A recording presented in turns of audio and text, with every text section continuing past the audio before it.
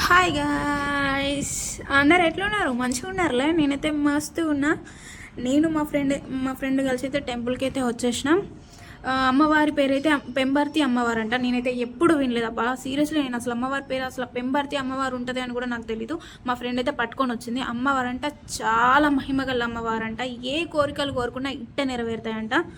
ఇంకా అది చెప్పగానే ఇంకా ఆగుతామా? అసలే నాకు టెంపుల్లో పిచ్చి. ఊకే టెంపుల్కి తిరగడం, ఆ టెంపుల్కి తిరగడం, అలాంటిది ఏ కోరికలు కోరుకున్నా నెరవేరుతాయి అంటే ఇంకా బవ్వుకుంటామా మళ్ళీ పోకుండా చెలో అని చెప్పేసి పొద్దున్నే రెడీ అయ్యి మా దోస్తాన్ని పట్టుకొని నేనైతే టెంపుల్కి అయితే వచ్చేసిన.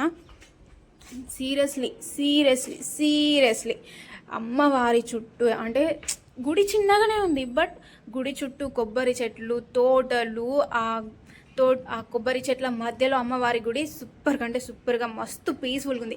కోరిన కోరికలు నెరవేరుతాయో లేదో పక్కన పెడితే టెంపుల్కి వెళ్తే మాత్రం కంపల్సరీ మనశ్శాంతి అయితే దొరుకుతుంది. మస్తు ప్రశాంతంగా ఉంది టెంపుల్ అయితే.